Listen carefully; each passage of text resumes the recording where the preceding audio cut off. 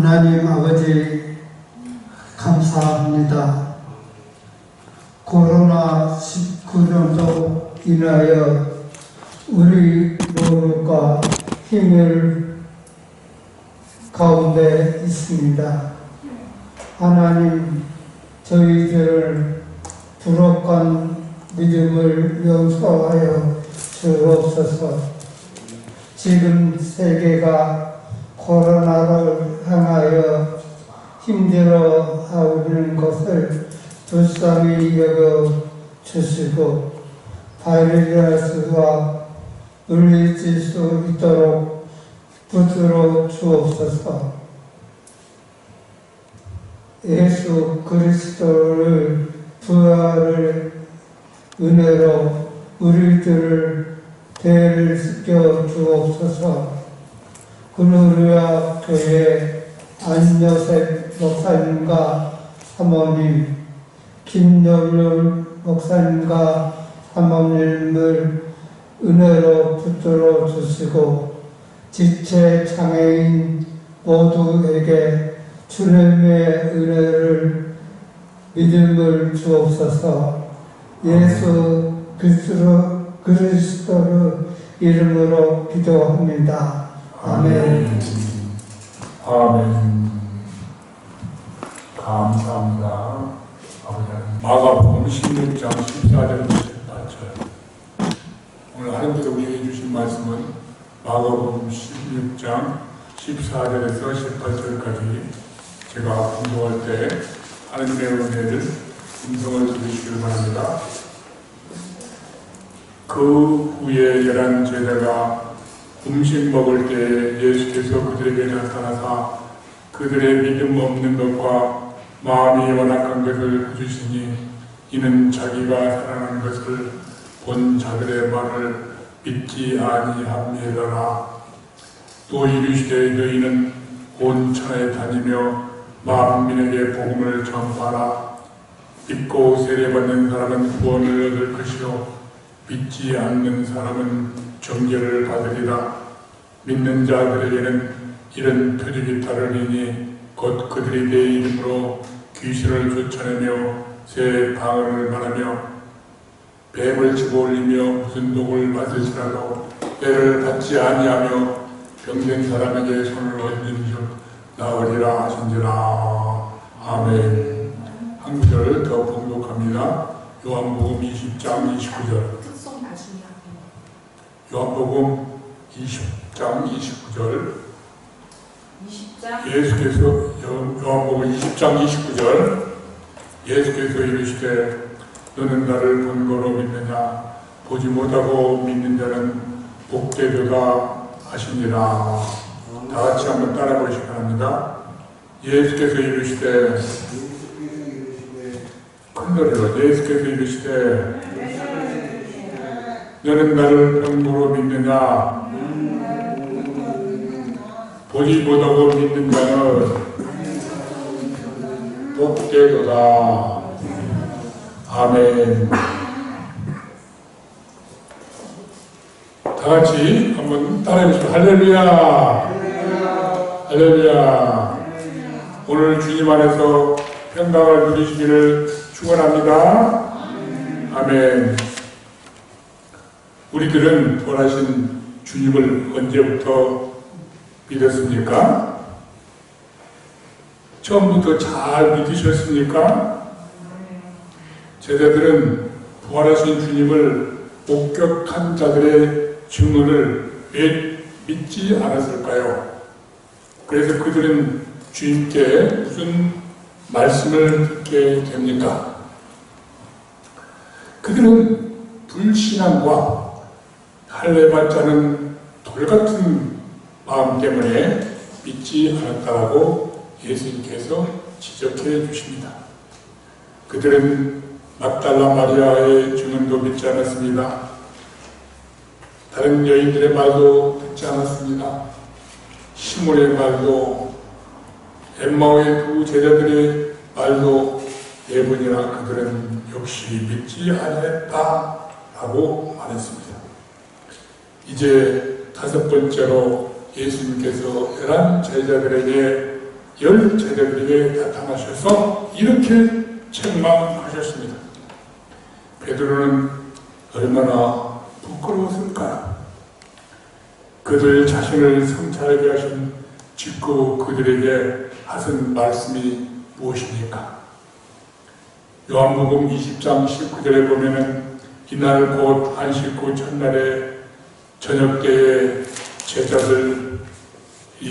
제자들이 유대인들이 두려워서 모인 곳에 불을 탔더니 예수께서 오사 가운데 서서 이르시되 너희에게 평강이 있을지어다. 한번 따라해보시죠. 너희에게 평강이 있을지어다.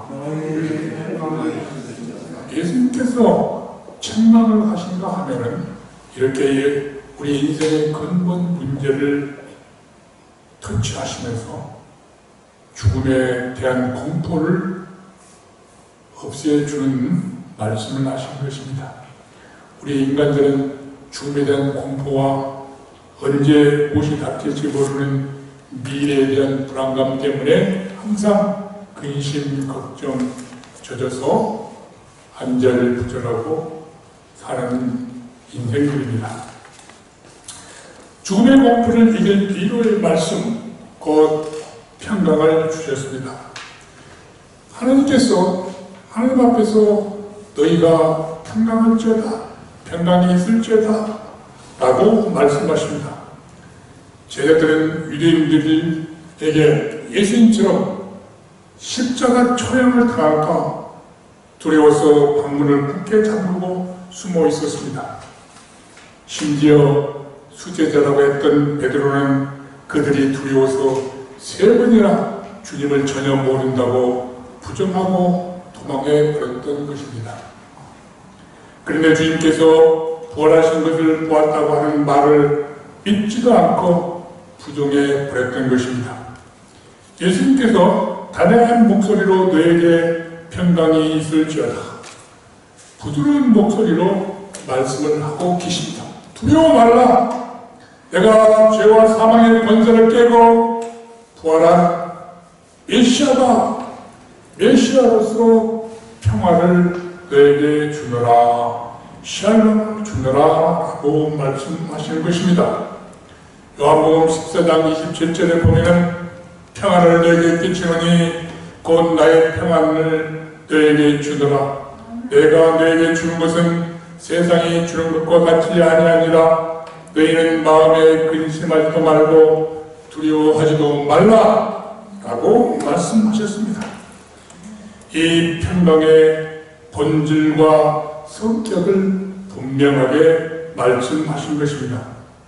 이제 마음에 근심하지도 말고 두려워하지도 말라. 한번 따라해 보십시오. 이제는 마음에 근심하지도 말고 두려워하지도 말라. 왜냐하면 세상이 주는 것이 아닌, 세상이 주는 거짓 평강이 아니기 때문입니다. 하나님과의 화해의 상태로서 진정한 평화이기 때문에 그렇습니다. 하나님과 죄인들 사이에 온 인류, 사람들 사이사이에 십자가의 대속의 보혈로 이루어주신 화목의 평화이기 때문에 그렇습니다. 한번 따라해보세요. 십자가의 보혈로 이루신 화목의 평화이기 때문이다. 부활하사 하나님의 아들로서 그리스도로 오신 우리의 평강의 왕이시기 때문에 그렇습니다. 우리의 왕으로 오셔서 예언을 성취하셨습니다. 죽으시고 부활하시고 평강의 왕으로 오셔서 우리를 평강을 주셨습니다. 요즘같이 불안하고 두렵고 어둡고 안전이 부족하는 이런 세상 속에서 우리 인생의 근본 문제를 해결해 주신 것입니다. 이 평강을 받은 사도들도 우리에게 은혜와 평강이 있을지어다. 그들이 보내는 소신서 첫 시작에서부터 마지막까지 항상 은혜와 평강이 너에게 있을지어다 그렇게 선포하십니다. 한번 따라해주세요. 은혜와 평강이 너에게 있을지어다. 우리들도 이 은혜와 평강을 받은 사람들로서 옆 사람들에게 우리도 다시 한번 축복의 인사를 해봅시다.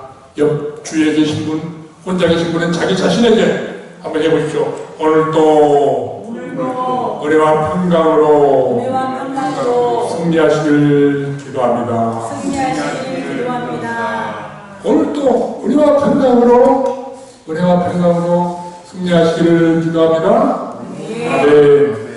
이 세상에 그 어떤 것도 우리의 마음을 평안하게 해줄, 안심시켜줄 것이 없습니다. 백신을 맞아도 그렇고 치료제를 맞아도 그렇고 그렇죠. 우리는 사나 죽으나 주님 안에서 평강을 누리시기를 간절히 축원드립니다. 아멘. 이 평강 가운데 있는 것이 구원받은 자의 최종의 상태입니다. 우리 구원받은 자가 누릴 수 있는 최고의 복이 평강이라 이 말입니다. 아멘. 예. 물론 저도 아까도 그렇습니다만 내가 지켜야 할 것은 지켜야 됩니다. 깨끗하게 지키고 내가 전염병을 전해줄지 받을지 모르기 때문에 방역 수칙은 깨끗이 지키면서 철저하게 지키면서 주님 안에서 평강을 누리면서 기도를 해야 합니다.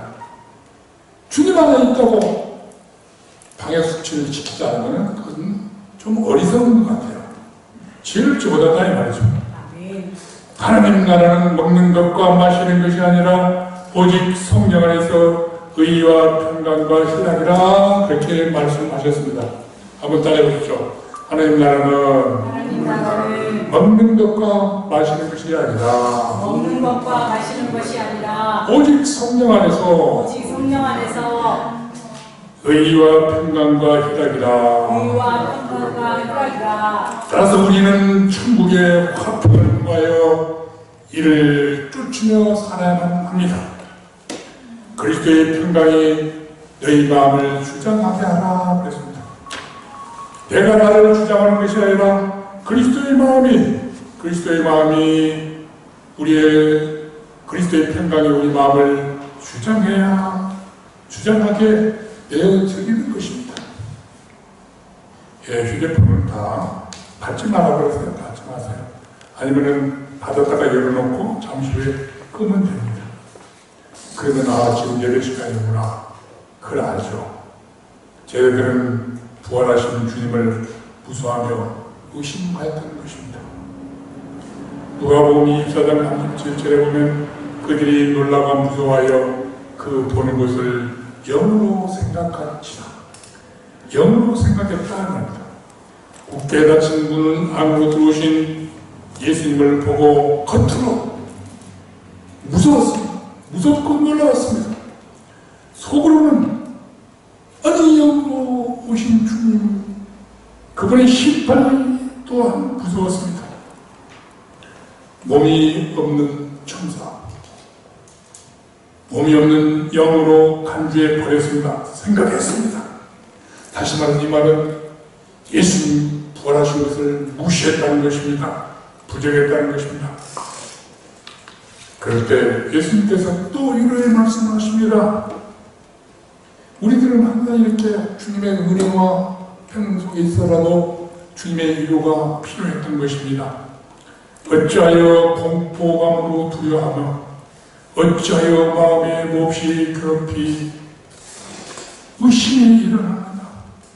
공포로 두려워하고 어찌 그렇게 의심만 하느냐. 이렇게 안타까워하는 마음으로 말씀을 하십니다. 사탄은 뭘 줍니까? 두려움과 의심과 공포감을 주는 것입니다. 그렇지만 부활하신 주님은 앞서 보았듯이 무엇을 주셨습니까? 평강을 주십니다. 예, 아멘. 아멘. 여러분, 성도 여러분들은 모두 다 뭘 받고 계십니까? 사탄이 주는 두려움과 공포가 좋습니까? 부활하신 예수님께서 주시는 평강이 좋습니까? 평강이 좋습니다. 어리석은 질문을 했습니다. 여러분 모두는 주님이 주시는 평강을 이미 받았습니다. 때문에 두려움과 공포와 의심 걱정이 필요합니까? 필요 없습니다. 필요 없습니다.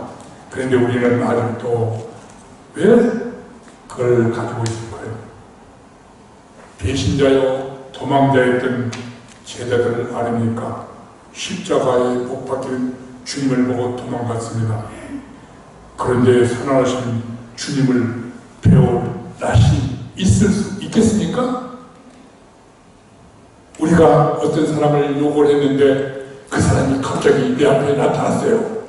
그럼 그 사람 얼굴을 떳떳하게 볼 수 있을까요? 벼룩도 낯짝이 있다고 참 어찌 곤란하겠죠. 그런데 한번 생각해 보세요. 수제자라고 뽐냈던 베드로는 예수님을 3번이나 부인하고 자기 목숨을 부지하려고 했는데 그분이 죽으면 끝난 줄 알았는데 그분이 다시 살아났다는 거예요.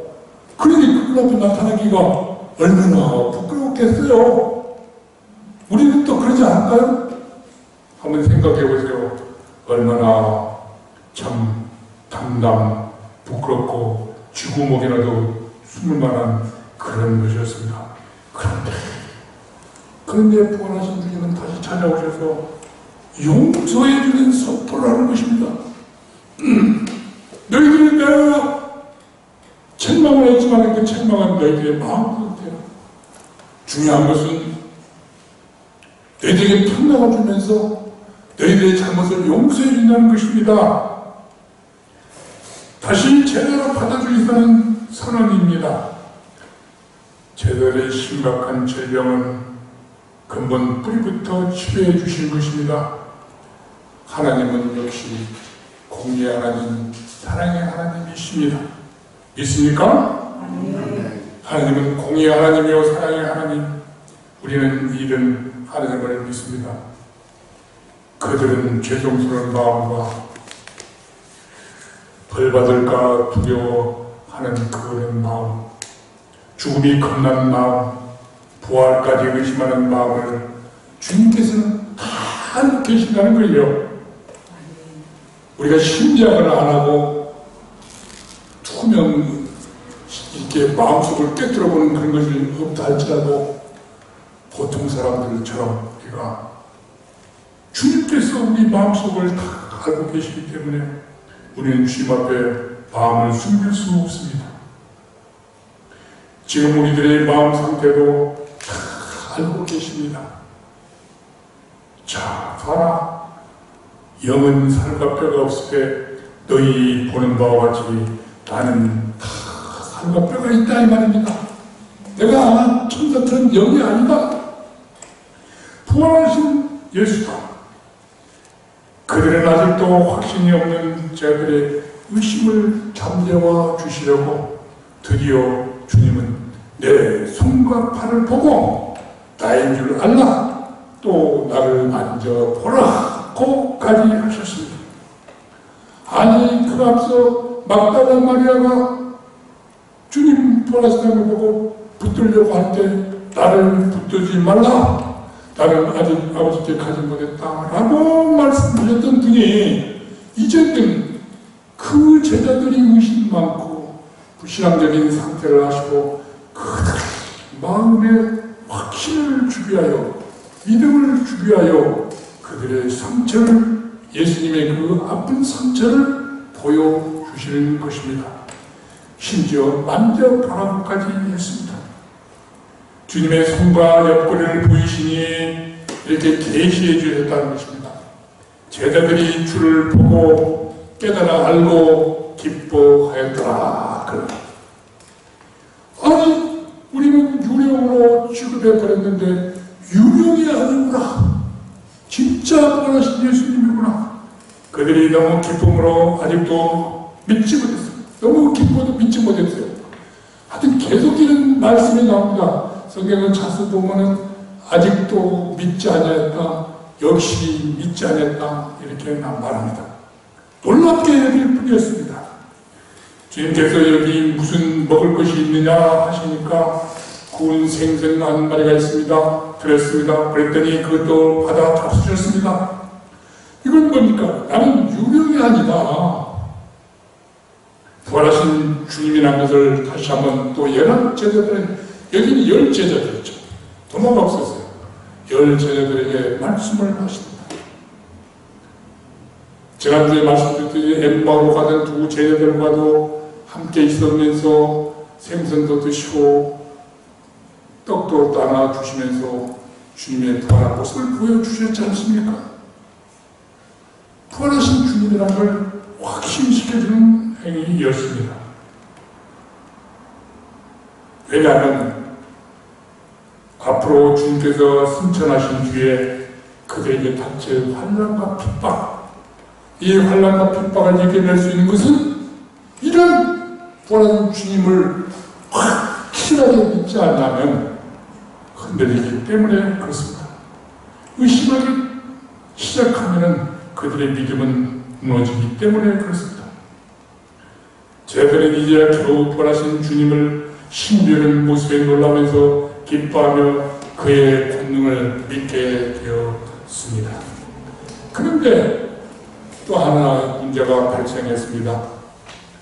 어떤 문제가 해결되면 꼭 문제가 또 생겨나는데 그 문제를 일으킨 사람은 우리가 당회나 재직회나 임원회의나 이럴 때 회의를 하면은 그때는 참석하지 않았고 그때 결정된 것이 시행이 되려고 하면 아니 그렇게 중요한 일에 나를 빼놓고 왜 나는 아무리 좋은 일이라도 찬성할 수 없어 라고 하면서 소극적으로 행동하고 거부하고 또 다른 문제를 일으킨 사람들이 가끔 있습니다.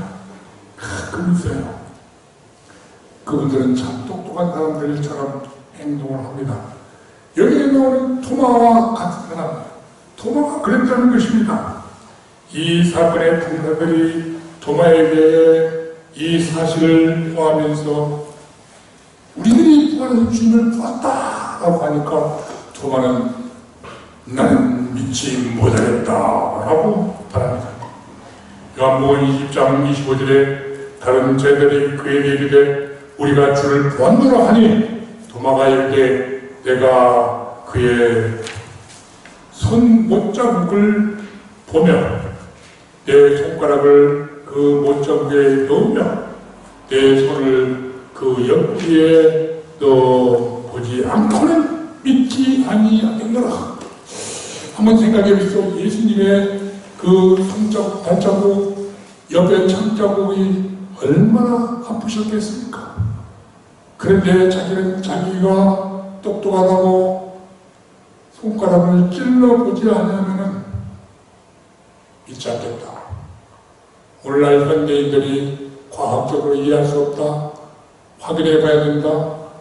시신을 이렇게 해가지고 확인해 봐야 된다. 그런 것처럼 얼마나 잔인한 똑똑한 척 하면서 잔인한 그 말을 했습니까? 너무도 의심이 많았던 것입니다. 자기의 기준, 자기의 판단 기준에 맞지 않으면 그것을 믿지 않겠다는 것입니다. 그래서 왜곡된 판단 기준이 큰 문제를 또 만들어냅니다. 어떻게 왜곡된 판단 기준으로 주님을 평가한다는 말입니까? 그러지 마시기를 축원합니다. 여들의 후가 되었습니다. 일주일이 지났다는 것입니다. 의심 많은 도마가 그에게 하신 말씀을 생각해 보십시오. 하나님께서, 예수님께서 도마에게 다시 말씀을 하십니다. 요한복음 20장 27절에 다 같이 한번 읽어볼까요? 20장 27절 시작. 도마에게 이르시되 내 손가락을 이리 내밀어 내 손을 보고 내 손을 내밀어 내 옆구리에 넣어보라. 그리하여 믿음 없는 자가 되지 말고 믿는 자가 되라. 아멘. 내 손가락을 가지고 내 상처에 넣어보고 믿지 않는 자가 되지 말고 믿는 자가 되라. 얼마나 예수님께서 참 다정다감한 것 같으니까. 이 말을 들은 도마가 어떻게 생각했을까요? 제가 도마의 심정으로 가만히 생각해 보니까 도마가 요즘 같으면 현대인 도마라면 아니 누가 고쳐지겠어? 누가 녹음해갖고 갖다 칠싸? 이렇게 했을 정도로 도마가 얘기했던 말은 그대로 하나님이 예수님께서 부활하신 예수님이 와서 도마에게 그대로 말하시는 것입니다. 얼마나 놀랐을까요? 믿음 없는 말을 다 녹음해 놓은 것처럼 그대로 말씀하시니 도마는 무서운 책망을 받는 것입니다. 우리는 하나님을 부정하거나 거부하는 말을 함부로 해서는 아니 되겠다는 것입니다. 예수님께서 우리를 심판하실 행위록에 기록해 두고 계십니다. 그들은 6월절 무리들에 다 저녁까지 무서워서 집안에서 우울하게 두렵게 떨며 우울하게 지내고 있을 때 부활하신 주님께서 다시 나타나신 것입니다. 너희에게 평강이 있을지어다. 또다시 이제는 도마까지 있을 때, 11제자가 다 있을 때, 처음에는 10제자에게, 이제는 도마까지 있을 때 11제자에게 한번 따라해 보십시오. 너희에게 평강이 있을지어다. 똑같은 말씀을 계속적으로 반복적으로 하신 것은 무엇을 말합니까? 새롭게 확실하게 평강의 복을 또 주시고 모일 때마다 날마다 새롭게 성장하도록 주시는 축복이라는 것을 알 수 있습니다. 우리들이 한 번 모였으니까 그만이다. 그것이 아니라 또 모일 때 은혜가 넘치고 또 모일 때 은혜 위에 은혜가 넘친다는 것을 말씀하고 있습니다. 이제 마지막 기회를 제공하고 있습니다. 너희는 믿음 없는 자가 되지 말라. 의심하는 자가 되지 말라. 그리고 믿는 자가 되라. 성도 여러분들, 혹시나 100의 1 아니면 1000의 1 조금이라도 의심하거나 믿음 없는 것이 있다면 이 시간 회개하고 온전한 믿음 가진 믿는 자가 되시기를 간절히 축원합니다. 믿음이 없으면, 왜냐하면 믿음이 없으면 그리스도도 없어져, 은혜도 없어지고 소망도 기쁨도 사라지기 때문에 믿음이 굉장히 매우 시작이고 매우 중요한 뿌리가 되는 것이기 때문입니다. 한번 따라해보세요.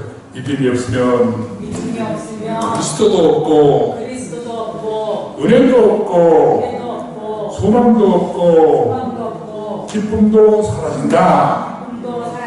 그럼 반대로 말하면 믿음이 있으면 그리스도도 있고 은혜도 있고 소망도 있고 기쁨도 있다. 아멘. 도마는 부끄러웠던지 즉시 깨닫고 나의 주님이시여 나의 하나님이시다 라고 고백합니다. 한번 따라해보시죠. 나의 주님이시여 나의 하나님이십니다. 고백을 한 거예요. 신앙 고백을 한 거예요. 내가 그렇게 어리석던가 그랬네요. 이런 신앙 고백의 증거는 무엇입니까?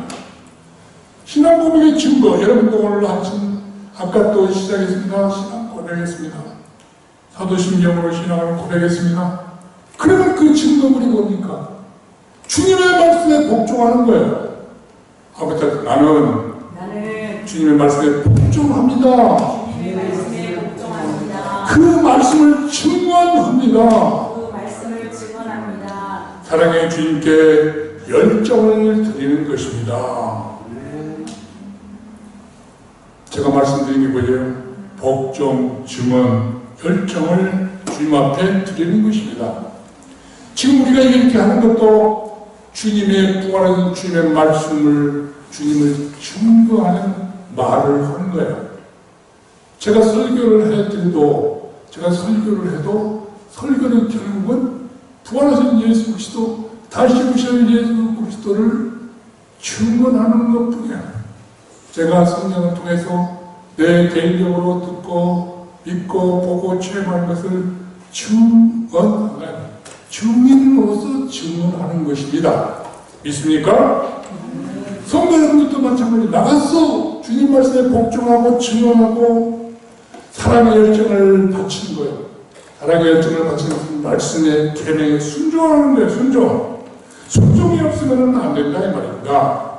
더 많은 의심 많고 회의적이었으나 부활하신 주님 앞에서 말씀이 육신이 되어 오신 분으로 십자가에 죽고 부활하시고 십자가에 죽고 죄를 해결하시고 다시 부활하셔서 죄와 사망의 권세, 사탄의 권세를 완전히 깨무시는 죽고 부활하신 이 귀한 사건, 대속의 사건, 완성의 사건을 우리는 믿고 고백한다 이 말입니다.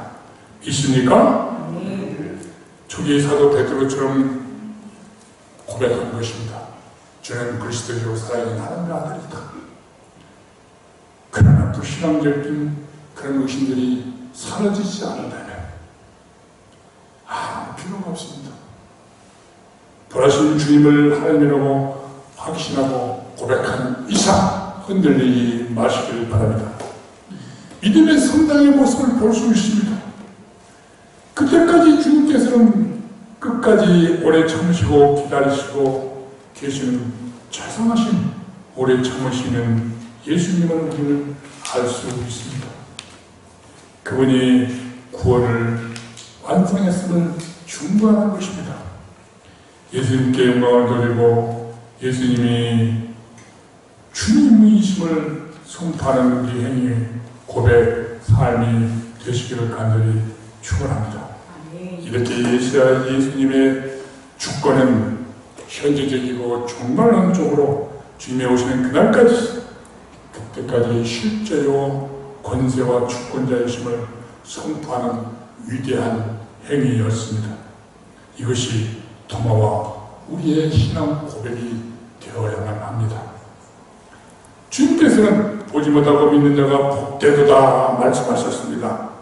부활하신 주님은 체험의 공로로 많은 사람들이 체험을 강조합니다만, 체험도 중요합니다만 체험만이 아니라 은혜의 믿음으로 우리는 믿는 것입니다. 만약에 보는 사람만 예수를 믿는다면 몇 사람이 예수를 믿겠습니까? 이 믿음이란 믿음의 대상인 예수 그리스도, 그분이 일으키신 기적들, 이런 것들을 꼭 보아야만 많은 사람들이 믿었습니다. 사실 그때 당시는 그게 필요했습니다. 만약에 그때 당시 있지 않고 오늘날 있고, 만약에 시각장애인이었다면 예수님을 직접 보지 못했는데 어떻게 믿을 수 있겠습니까? 구약 성도들이나 이방인들도 당시 유대인처럼 직접 보지 못했으나 믿고 복을 받았습니다. 우리들도 당시에 부활하신 주님을 직접 보지 못하였으나 우리는 지금 은혜로 믿고 복을 받은 자들입니다. 아멘.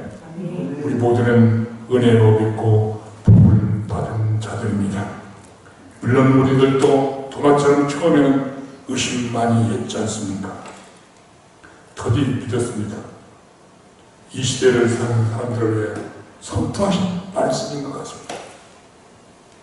오늘 최 집사님 예전에 건강할 때 저하고 대화를 하면 그때 맨날 하신 말씀, 자기를 전도하는 신방한 목사님을 밖에 놔두고 도망가버리고 믿지 않고 했다고 저에게 얘기를 많이 했습니다. 그때를 부끄러워하면서 예전에 건강할 때 한 30년 전에 그랬는데 지금 발이 어눌해지고 심장에 스탠드를 계속 깨끗이 꽂고 뇌 경변까지 일어나가지고 말씀도 잘 못하지만 지금 믿음이 얼마나 좋아졌는지 저는 그 변화의 성장 과정을 보면서 하나님은 정말 놀라우신 분이구나, 그런 걸 많이 느낍니다. 그 자녀들이 성장해서 주의 일을 열심히 하고 있습니다. 의심 많은 동안은 오늘날 우리들 현대인과 똑같은 성검식 같았어요. 도마와 같아. 내 성검식 같았어요. 그에게 주신 진리의 말씀, 도마에게 주어졌던 사건들을 몇 개를 조사해보니까 도마가 그랬어요. 예수님 예루살렘으로 간다고 그러니까 다른 제자들이 거기 가면 유대인들에게 돌마다 죽어요, 가지 마요. 그러니까 그래 도마는 그러면 우리가 함께 가서 받아 죽자 라고 충성심을 보였던 대단한 열정이 된 도마였습니다. 그런데 또 예수님께서 내가 가는 길을 말하니까 아니 주야 어디로 가는지 우리가 알지 못하는데 그 길을 어찌 알겠습니까? 자기의 무식을 서슴없이 부끄러움없이 노출했던 그런 도마였습니다. 근데 예수님께서 또 우리에게 그 말씀을 해주십니다. 한번 따라해보세요. 내가 곧 길이요 진리요 생명이니 나로 말미암지 않고는 아버지께로 올 자가 없느니라. 요한복음 14장 6절과 17절 쭉 보면은 얼마나 놀라운 말씀이 들어있는지 모릅니다. 우리에게 필요한 말씀을 주신 거예요. 왜냐? 우리 같은 도마였고 도마 같은 우리이기 때문에 그렇습니다. 그런데 오늘 또 우리에게 이렇게 귀한 말씀을 주신 것이 뭐냐고요? 요한복음 20장 29절 시작. 다 같이 한번 해봐요. 자, 요한복음 20장 29절 시작. 예수께서 이르시되 너는 나를 복보로 믿느냐? 보지 못하고 믿는 자들은 복되도다. 너는 나를 복보로 믿느냐? 보지 못하고 믿는 자는 복되도다. 아멘. 이런 말씀을 우리에게 또 주셨습니다. 말씀을 기억하세요? 아멘. 아멘. 아멘. 너는 나를 복보로 믿느냐? 보지 못하고 믿는 자들은 복되도다. 아멘. 요한복음 20장 29절 말씀. 전 집사님 꼭 기억하세요? 그래가지고 다음 주에 한번 암송해보세요. 나약한 저희들에게 새로운 사명을 감당할 수 있도록 하나님께서 또 배려하십니다. 마가복음은 만민에게 복음자와 사명과 표적을 주셨습니다. 마가복음 지금 마가복음 16장 14절부터 15절 사이에 있었던 이야기를 누가복음과 요한복음을 가지고 가져와서 지금 그 사이에 제가 지금 도마의 사건을 넣고 설명을 드리고 있습니다. 마가는 아주 간단하게 기록했기 때문에 14절과 15절 사이에 그런 사건이 있었다는 거예요. 그리고 나서 15절에 이런 사건이 더 나옵니다. 또 이르시되 너희는 온 천하에 다니며 만민에게 복음을 전파하라. 저희들에게 복음 전파 사명을 주셨습니다. 16절에 믿고 세례를 받는 자들은 구원을 얻을 것이요 믿지 않는 사람은 정죄를 받으리라. 모두 믿는 자는 구원을 받고 믿지 않으면 정죄를 받다. 다시는 믿음을 얻으라고요? 예수 천당. 불신 기억. 최건능 목사님이 전도했던 그런 말씀이죠. 아파요?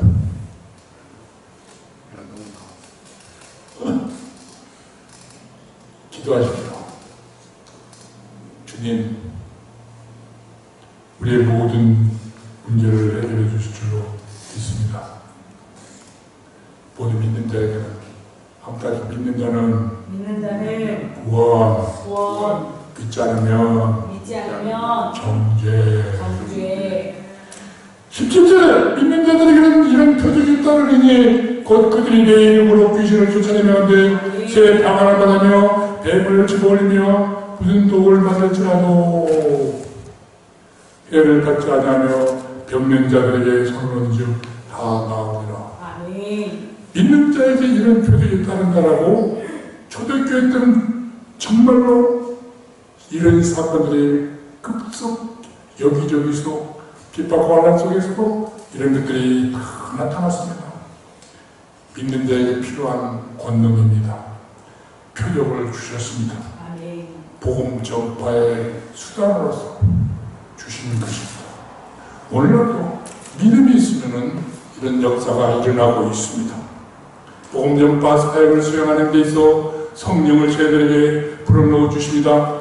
사명 수행을 해서 성령이 필요했던 것입니다. 요한복음 20장 22절에서 23절에 보면 나옵니다. 20장 22절 이 말씀을 하시고 그들에게 향하여 숨을 내쉬며 이르시되 성령을 받으라. 그래서 성령을 받으라. 예수님께서 벌벌 떨고 있는 저희들에게 나타나서 평강을 주시더니 이제는 뭘 주신다고요? 성령을 받으라. 숨을 내쉬면서 하나님이 창조하실 때 흙으로 사람을 빚으시고 그 코에 숨을 넣으시니 생명이 된지라 한 것처럼 이제 옛 사람은 사라지고 새 사람으로서 성령을 새 생명을 받은 역사가 일어나는 것입니다. 새로운 창조 사역이 이루어진 것입니다. 그들에게 필요한 것은 새 생명 성령이 필요해서 불어넣어 주셨습니다. 사명을 감당할 수 있도록 마태는 이렇게 말씀합니다. 사명을 구체적으로 지시해 주셨습니다. 마태복음 28장 19절 20절 그러므로 너희는 가서 모든 민족을 제자를 삼아 아버지와 아들과 성령의 이름으로 세례를 베풀고 내가 너에게 분만 모든 걸 가르쳐 지키거나 볼지어다 내가 생각 끝날까지 너희와 항상 함께 있으리라.